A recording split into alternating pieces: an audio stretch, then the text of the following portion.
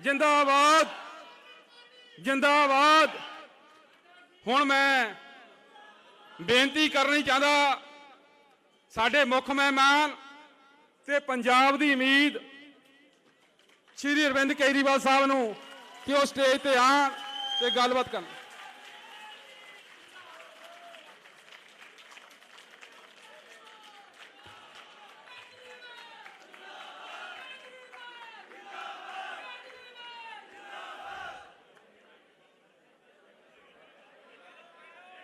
सबसे पहले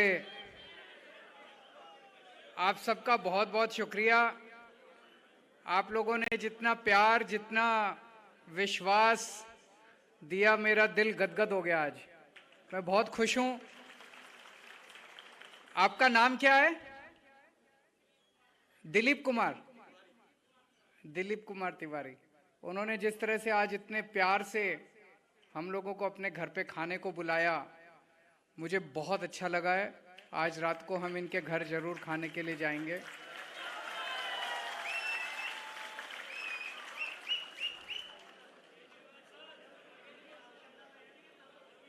thank you, love you too. दोस्तों, आपके बीच में आज आके मेरे को अपने दिल्ली के ऑटो वालों की याद आती है। दिल्ली में जब हम पहला चुनाव लड़े थे 2013 में, उसके पहले जब मैं ऑटो वालों के बीच में गया, दिल्ली में ऑटो वालों को जनता बहुत गालियां दिया करती थी उन दिनों में। कहते थे ऑटो वाले माफिया, ऑटो माफिया है। उनको कहते थे टैक्सी माफिया है। कहते थे ऑटो वाले ओवर चार्जिंग करते हैं, मीटर से नहीं चलते, तरह तरह की बातें किया करते थे। मैं ऑटो वालों के बीच में गया, उन्होंने बताया किस तरह से सुबह से शाम तक उनको कितनी पैसे की रिश्वत देनी पड़ती है। हर चौराहे के ऊपर पुलिस को पैसे देने पड़ते हैं, आरटीओ दफ्तर में पैसे देने पड़ते हैं, ट्रांसपोर्ट वालों को पता नहीं कितने दफ्तरों में पैसे देने पड़ते हैं। फिर मैंने दिल्ली के रामलीला मैदान में एक बहुत बड़ी मीटिंग बुलाई ऑटो वालों की। मेरे को कई लोगों ने समझाया, चुनाव लड़ रहे हो, ये ऑटो वालों का साथ मत दो। ऑटो वालों का साथ दोगे जनता नाराज हो जाएगी, जनता इनको नहीं चाहती। मैंने फिर भी मीटिंग बुलाई और मीटिंग में मैंने ऑटो वालों को कहा, मैंने कहा जनता जो मर्जी, मैं आपका साथ दूंगा, मैं आपके साथ खड़ा हूं। और मैंने जाके जगह जगह जाके दिल्ली की जनता को बोला, मैंने कहा अगर ऑटो वाला माफिया है तो इस माफिया ने पैसे कमा के अपने लिए कोठी तो बनवा ली होती, 2-4 बड़ी बड़ी गाड़ियां तो कमा ली होती। ये सारा माफिया सारा दिन लूटने के बाद भी झुग्गी झोपड़ी में रहता है। तो ये माफिया नहीं है, ये पूरे सिस्टम का विक्टिम है, ये पूरे सिस्टम का सताया हुआ है। असली माफिया कौन है? ये नेता असली माफिया है, ये पार्टियां असली माफिया है, जिन्होंने करोड़ों रुपए कमा रखे हैं, दबा रखे हैं। और इन पार्टियों ने और इन नेताओं ने जानबूझ के ऐसा सिस्टम बना रखा है कि ऑटो वालों को और टैक्सी वाले बेचारे ईमानदारी से कमाई करना चाहते हैं, लेकिन उनको मौका नहीं मिलता ईमानदारी से कमाई का। तो मैं साथ खड़ा हुआ ऑटो वालों के। और आज मैं यहां पे खड़ा होकर जो बात बोलने जा रहा हूं, इसमें कोई मैं ऐसा नहीं कि आपके बीच में आया हूं इसलिए बोल रहा हूं। मैं हर जगह ये बात बोलता हूं कि दिल्ली में जो पहली बार हमारी सरकार बनी, उसमें 70% योगदान ऑटो और टैक्सी वालों का था। ऑटो और टैक्सी वालों की वजह से हमारी सरकार बनी। इसीलिए मैं जिस भी राज्य के अंदर चुनाव लड़ने जाता हूं, पहले ऑटो वालों से जाके बात करता हूं। कोई पार्टी आपके पास नहीं आई होगी आज तक? आई कोई पार्टी? कोई वोट मांगने नहीं आई। आज मैं आपको कह के जा रहा हूं, आप अगर सारे जने टैक्सी और ऑटो वाले इकट्ठे हो जाओ, आप किसी भी पार्टी को जिता सकते हो और किसी भी पार्टी को हरा सकते हो। आपके अंदर इतनी बड़ी ताकत है। और जिस दिन आप लोगों ने अपनी ताकत पहचान ली, सारी पार्टियां लाइन लगाएंगी आपके सामने हर चुनाव के पहले।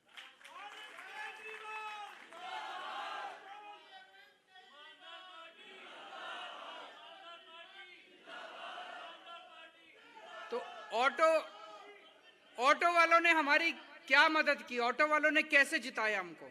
उन्होंने दो काम किए। एक तो हमारे पास पैसे नहीं थे, हम जय ईमानदार लोग हैं, हमारे पास शुरू में कोई डोनेशन भी नहीं देता था, अब तो थोड़ा बहुत डोनेशन दे देते हैं लोग। तो जब नई नई पार्टी थी हमारी, पैसे थे नहीं, दिल्ली के हर ऑटो वालों ने अपने ऑटो के पीछे हमारा पोस्टर चिपका लिया।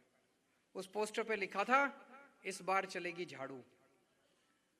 और एक ऑटो वाला पूरा दिन कितने 100-150 किलोमीटर तो घूम लेता है, चलता फिरता एडवर्टाइजमेंट। किसी पार्टी के पास ऐसा एडवर्टाइजमेंट नहीं था जो हमारे पास था। दिल्ली के 1 लाख ऑटो दिल्ली की सड़कों के ऊपर अपने पीछे लगा के घूम रहे हैं, इस बार चलेगी झाड़ू। झाड़ू चल गई, हम जीत गए। और उसके बाद हम लोगों ने एक एक काम किया, ऑटो वालों का पूरा सिस्टम बदल दिया। अभी मैं नोट कर रहा था, मैंने इतनी सारी प्रॉब्लम तो नोट कर ली, आपकी लिख रहा था मैं बैठ के, जो जो बता रहे थे। अभी और भी बहुत होंगी, ऐसा नहीं कईयों को मौका नहीं मिला, हाथ खड़े कर रखे थे, उनकी भी लिखता तो बहुत प्रॉब्लम हो जाती। प्रॉब्लम बहुत है, सिस्टम गड़बड़ है सारा का सारा, इस सिस्टम को बदलना पड़ेगा। जीतने के बाद हमने पूरा सिस्टम बदला। जितने अंदर ऐसे ऐसे इन्होंने कानून बना रखे हैं जिन कानूनों की जरूरत नहीं है, ऐसे ऐसे कानून बना रखे कि कैसे इनसे पैसे नोचें, कैसे इनसे पैसे छीनें, कैसे इनका खून चूसें। अगर ईमानदार सरकार आती है तो ये सारे कानून बदल देती है। हमने सारे कानून बदले, एक एक करके इनके साथ बैठ के, ऑटो वालों के साथ बैठ के एक एक कानून बदला। आज मैं आपको कहना चाहता हूं, दिल्ली के, बड़ी बात बोल रहा हूं, दिल्ली के किसी ऑटो वाले को फोन कर लेना, अगर दिल्ली का ऑटो वाला हमारी तारीफ ना करे तो वोट मत देना मेरे को।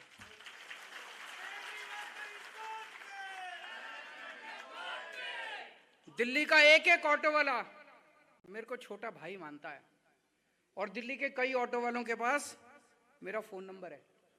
किसी को कोई दिक्कत होती है, सीधा सीएम को फोन करता है दिल्ली का ऑटो वाला, सीधा सीएम को एसएमएस करता है।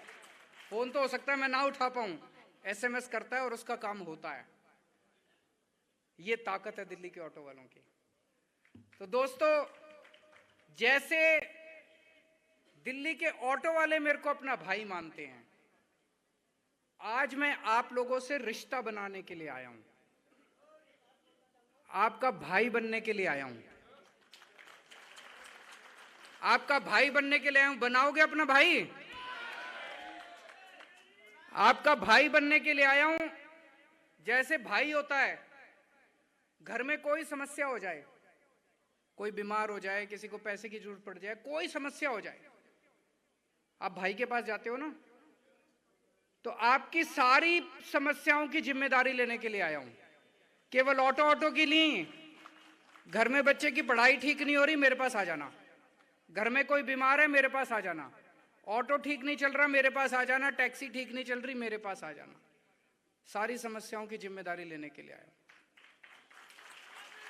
आज मैं लुधियाना में आपके बीच में आपके साथ 2 घंटे से बैठा हूं, इसीलिए इसी से साफ जाहिर है, आज तक कोई पार्टी ने आपको नहीं बुलाया होगा, किसी पार्टी ने आपके साथ मीटिंग नहीं करी होगी। और अगर मेरे को मीटिंग वैसे ही करनी होती, मैं आता, भाषण देता और चला जाता। पिछले 2 घंटे से बैठ के एक एक की बात सुन रहा हूं, नोट कर रहा हूं मैं। इसका मतलब नीयत साफ है कि नहीं है? नीयत साफ है, समस्याओं का समाधान करना चाहता हूं। तो दिल्ली में खूब काम किए। पहले तो छोटे छोटे, दिल्ली में सबसे, जैसे मैंने बताया कि किराया कई सालों से नहीं बढ़ा था, हमने दिल्ली के ऑटो वालों का, टैक्सी वालों का किराया बढ़ाया। कैसे बढ़ाया? पहले क्या होता था, 4 अफसर बैठ जाते थे और वो अपनी कुछ भी, अफसरों को क्या पता ऑटो कैसे चलता है? पता है अफसरों को? उनको क्या पता दफ्तर के अंदर ऑटो कैसे चलता है? उनको क्या पता ऑटो वालों की क्या समस्या है? हमने एक कमेटी बनाई, उसमें 2 अफसर थे, बाकी सारे ऑटो वाले थे। ऑटो वालों ने अपना किराया खुद तय किया। अब इसमें आप सोचिए, पते की बात है, ऑटो वाला कभी भी ज्यादा किराया तय नहीं करेगा, क्योंकि ऑटो वाले को पता है मैंने ज्यादा किराया तय कर दिया तो सवारी नहीं बैठेगी। तो ऑटो वाला उतना ही किराया तय करेगा जितना उसका घर का खर्चा भी चल जाए और सवारी भी बैठे। जैसे दिल्ली के अंदर ओला उबर चलती है, ऑटो वाले को पता है अगर मैंने ज्यादा किराया तय कर दिया तो ओला उबर में बैठना चालू कर देंगी टेस्ट सवारियां, तो उन्होंने उतना ही किराया तय किया कि उनका धंधा भी चलता रहे और सवारी के ऊपर भी आंच ना आए। तो उन्होंने उनको हमने उन्हीं की कमेटी बना दी, तुम ही तय कर लो अपना, उन्होंने खुद ही तय किया किराया। तो सबसे बड़ी बात, पंजाब के अंदर भी एक ऐसा कॉरपोरेशन बनाएंगे जिसके अंदर ऑटो और टैक्सी वालों को ऊपर टॉप लेवल पे रखेंगे। तो जितनी भी पॉलिसी बनेगी पंजाब में, वो पॉलिसी सारे, आज सबसे बड़ी प्रॉब्लम मैं देखता हूं हर जगह ये है कि जो भुक्तभोगी है उससे पूछा ही नहीं जाता, सरकारें पॉलिसी पे पॉलिसी पॉलिसी पे पॉलिसी बना देती। अब पंजाब की ऑटो और टैक्सी की पॉलिसी आप बनाओगे, अफसर नहीं बनाएंगे, ये सबसे बड़ी बात है। दूसरा, जैसे मैंने बताया, हमने सारे कानून बदले। एक अभी हमने सिस्टम बना दिया, अब फेसलेस सर्विस शुरू कर दी। किसी भी ऑटो और टैक्सी वाले को आरटीओ दफ्तर जाने की जरूरत नहीं है, फेसलेस है, ऑनलाइन है। आप ऑनलाइन करो। अगर आप ऑनलाइन नहीं कर पा रहे, कोई दिक्कत आ रही है, आपको करनी नहीं आती ऑनलाइन, या ऑनलाइन काम नहीं कर रही, तो हमने एक फोन नंबर दे दिया 1076। उस नंबर पे फोन करो, दिल्ली सरकार का कोई कर्मचारी आपके घर आएगा आपका काम करने के लिए, आपको जाने की जरूरत नहीं है। आने के पहले वो आपसे पूछेगा क्या काम है, आप बताओगे जी ये काम है, वो आपको बताएगा ये कागज लगेंगे, ये कागज तैयार रखना। फिर पूछेगा कितने बजे आऊं। आप अगर उसको रात का भी टाइम दोगे ना, जी मैं 10 बजे आना, मैं तो ड्यूटी से 10 बजे आता हूं, तो रात को 10 बजे दिल्ली सरकार का कर्मचारी आपके घर आके आपका काम करके जाएगा।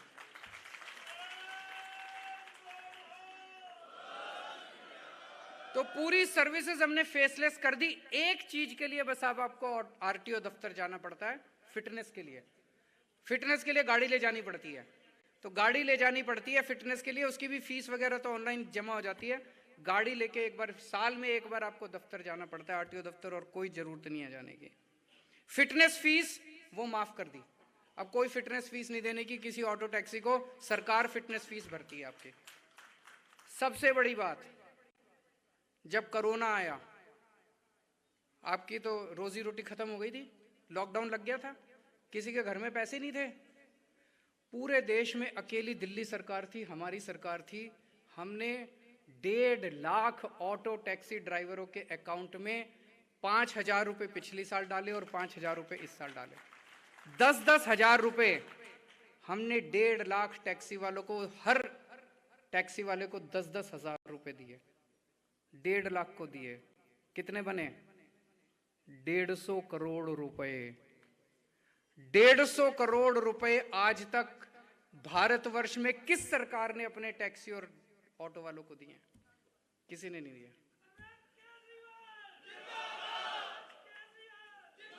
इसीलिए कह रहा हूं, भाई बनने आया हूं मैं भी चाहता तो ये लिख लिए थे मैंने, हाँ जी आपकी पार्किंग नहीं है, हमारी सरकार आई पार्किंग करेंगे। चंडीगढ़ ऑफिस, हाँ जी हमारी सरकार आई चंडीगढ़ ऑफिस ठीक कर देंगे।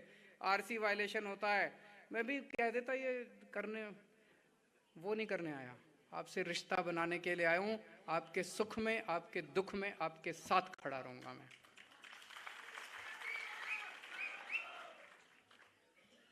तो यहां पे सरकार बनेगी, एक कॉरपोरेशन बनाएंगे, उसके टॉप के ऊपर जो भी बॉडी होगी डिसीजन मेकिंग, उसमें ऑटो टैक्सी ड्राइवर्स को और यूनियन वालों को रखेंगे। एक है एक्सीडेंट अगर किसी भी ड्राइवर का होता है, उसका पूरा इलाज का खर्चा पंजाब सरकार देगी, उसको कोई खर्च करने के, कितना भी खर्चा आए उसका। अभी इंश्योरेंस की बात करी एक भाई, आपने इंश्योरेंस की बात करी। दिल्ली के अंदर हमने अब ऐसा सिस्टम बना दिया, दिल्ली की 2 करोड़ जनसंख्या, हमने इतने नए अस्पताल बना दिए, इतने मोहल्ला क्लिनिक बना दिए कि दिल्ली के किसी भी आदमी को कोई भी बीमारी हो जाए, छोटी बीमारी खांसी जुकाम से लेके उसको कैंसर हो जाए, उसका ऑपरेशन होना हो, उसको बहुत बड़ा, उसको 50, 60, 70 लाख रुपए का भी अगर ऑपरेशन होगा, दिल्ली सरकार सारा फ्री में कराती है, हर एक का। 2 करोड़ के 2 करोड़ लोगों का। तो अलग से ऑटो वालों के लिए बनाने की जरूरत ही नहीं है, आप भी पंजाब के लोगों में। तो पंजाब में सरकार बनेगी, ऐसा होना चाहिए नहीं होना चाहिए? दिल्ली कि पंजाब की सारी जनता का सारा इलाज मुफ्त, क्रोसिन की टेबलेट से लेके और 70-80 लाख रुपए का भी अगर आपका ऑपरेशन होगा, पंजाब सरकार कराएगी।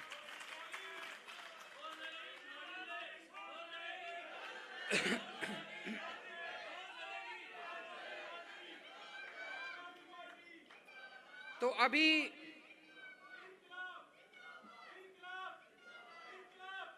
बस बस बस, अच्छा बहुत अच्छा, ताली बजा दो सब लोग एक बार इनके लिए। बहुत अच्छा, बहुत अच्छा। आपकी सबकी समस्याएं, लेकिन सर पार्किंग की समस्या दिल्ली में भी बहुत थी, कोई पार्किंग नहीं बना रखी थी ऑटो वालों के लिए। बेचारा जहां खड़ी करता था पुलिस वाले वहां पे डंडा मार के उससे पैसे मांगते थे। हमने अभी 490 पार्किंग बना दी हैं, तो उनकी सारी समस्या दूर हो गई। तो यहाँ भी करेंगे। अभी किसी ने बताया चंडीगढ़ ऑफिस जाना पड़ता है, सब कुछ ऑनलाइन कर देंगे तो जाने की जरूरत नहीं है। वैसे काफ़ी डिसेंट्रलाइज्ड ऑफिस भी खोल सकते हैं फिटनेस वगैरह करने के लिए, लोकल लेवल पे आप कर सकते हो। दिल्ली की जो जो समस्याएं आप बता रहे थे भाई साहब, यहाँ पे एक बारी मेरे पास आ जाना, मैं आपको ट्रांसपोर्ट मिनिस्टर जो है दिल्ली के उनके साथ बिठा दूंगा, जो भी आपकी समस्या है उनको बता देना, जो बदलने की जरूरत है वो सब ठीक कर देंगे। तो आप अपना फोन नंबर वगैरह किसी को दे दो और मैं आपको बुला लूंगा। और भी जितनी समस्याएं हैं, 5 लाख गाड़ी की वेटिंग पासिंग रुकी हुई है, 3 साल तक पासिंग, ये सब करेंगे। नियत होनी चाहिए, सब करेंगे।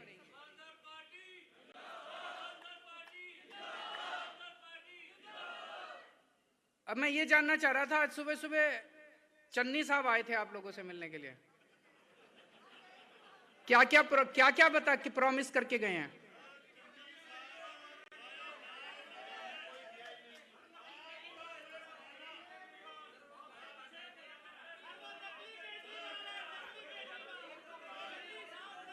वो क्या क्या प्रॉमिस करके गए हैं? एक मिनट, इनको माइक दे दो, इनके पास आए थे, माइक देना इनको,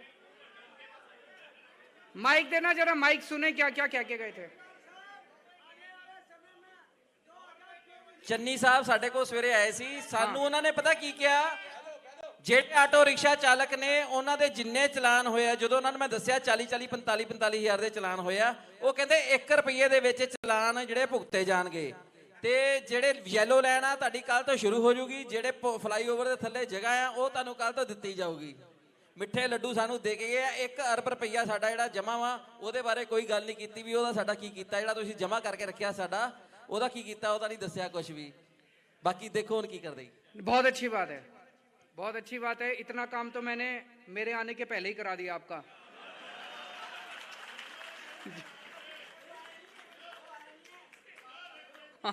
मैं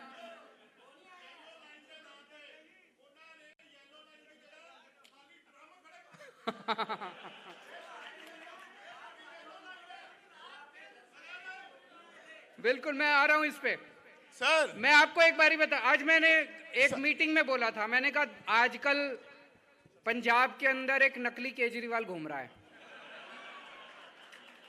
मैं जब भी पंजाब आ रहा हूं पिछले 2-3 महीने से, पंजाब आके मैं जो भी घोषणा करके जाता हूं 2 दिन बाद वो घोषणा कर देते हैं।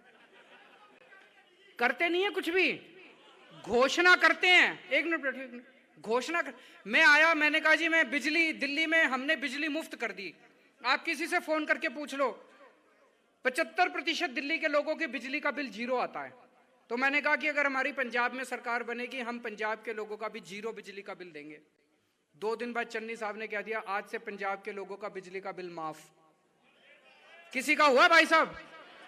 किसी का बिजली का बिल माफ हुआ हो? किसी का नहीं हुआ। झूठ बोला। अभी तो चुनाव के पहले उनका ये हाल है, चुनाव के बाद तो पता नहीं क्या करेंगे, झूठे वादे कर रहे हैं। फिर उन्होंने क्या बोला, उन्होंने, मैंने कहा, मैं अगली बार आया, मैंने कहा जी 15,000 मोहल्ला क्लिनिक बनाएंगे जैसे दिल्ली में बनाए। उन्होंने कहा मैं भी बनाऊंगा। 10 दिन में एक मोहल्ला क्लिनिक बनता, बना के तो दिखाओ। 1 तो बना दो, 2 तो बना दो, 3 तो बना दो। 15,000 मोहल्ला क्लिनिक बनाओगे, पहले 1 बनाओगे तभी तो।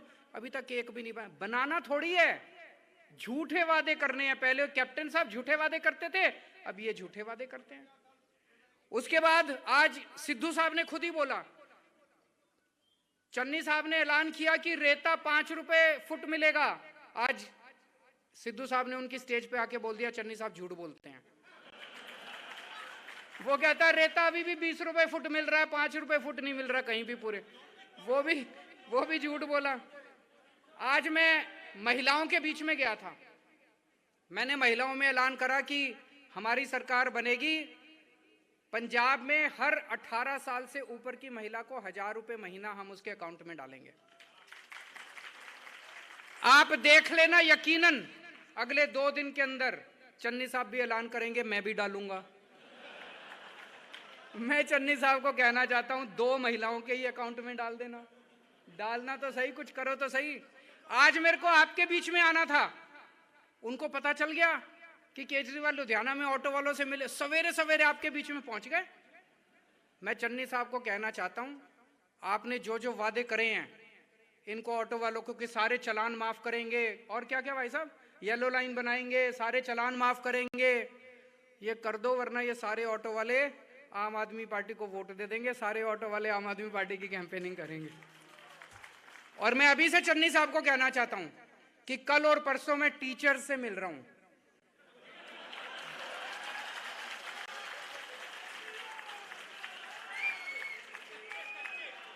वो कच्चे टीचर जो है उनसे मिल रहा हूं, वो बेचारे पानी की टंकी पे चढ़े पड़े हैं 2 महीने से। मैं चन्नी साहब को कहना चाहता हूं उनका काम करा दो, नहीं तो मैं कल उनसे मिलने जा रहा हूं।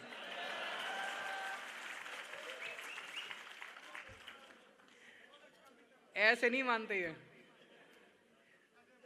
तो दोस्तों, अब आपसे जो 2 बातें दिल्ली के ऑटो वालों ने करी थी, आपसे भी यही निवेदन है कि पूरे पंजाब के जितने ऑटो टैक्सी वाले हैं उनको, आपकी तो सबकी यूनियन है, उनको सबको इकट्ठा कर लो। हर टैक्सी और हर ऑटो के पीछे आम आदमी पार्टी का पोस्टर होना चाहिए। और दूसरा ये वाला, ये दिखा दो। एक मौका केजरीवाल नो, सही है ना? ये ऑटो, ये वाला पोस्टर सबके पीछे।